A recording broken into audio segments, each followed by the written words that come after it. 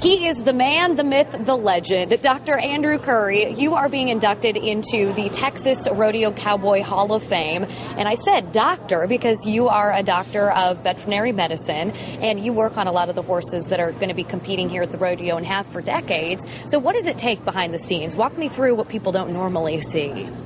Well, on these rodeo horses, number one, a lot of times they get injured competing. And number two, trailering them around the country takes a lot out of them. And they may have a slight injury and then be trailered a long way, and that injury becomes a nagging situation. So they have to be examined and taken care of. Now, you have been doing this for how long? Maybe you don't want to tell me. About 45 years. 45 years. And I know there are some people out there who love their career, love their occupation, and that seems like nothing to them. But 45 years is a really long time. So what has kept you in the business, so to speak? Well, a number of things. I think being around younger guys, and that kind of stimulates you. And, of course, I really love the horses. So those two things. And any stories that you can think of, because I'm sure you've got a lot of them, any really remarkable stories that stick out in your mind that maybe you remember as Houston rodeo time rolls around of an experience you had here with a certain horse or owner? Well, I don't know. I think it was 5 years ago. Fred was riding Moon, and he was really wanting to win Houston because he never had won it. And this is Fred Whitfield. Okay.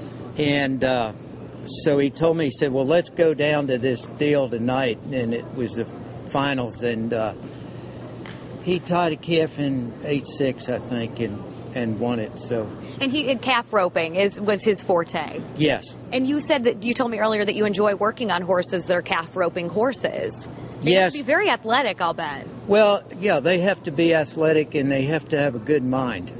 And, with the noise and vibration, not so much here, but like at Las Vegas, that place just starts vibrating. And that horse has got to have a lot of sense to put up with that. And you told me something that I think I'll never forget when I come to rodeo, and it is how well the Cowboys treat the horses that they ride, because they really have to become one. They need those tools in order to do their job. And of course that makes sense when you think about it, but they don't win any money unless they win a competition, and they need that horse in order to do that.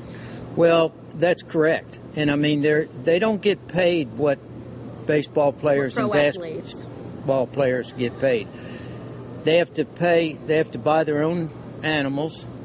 They have to pay for the hauling, and they have to depend on wins to make some money. Now, a lot of these fellows are developing sponsorships, and that's a big help. But it's not everybody that has that extra amount of income. So they do take a great deal of care of their horses. Well, we appreciate you joining us because we know you're very busy. It is rodeo time after all. You've got a lot of horses to work on in Hempstead, where you have your business there. And congratulations on your induction at the Texas Rodeo Cowboy Hall of Fame. That is just a huge honor. So again, we're so happy to see you this morning. Thanks for stopping by. Thank you. We'll send it back to you guys in the studio.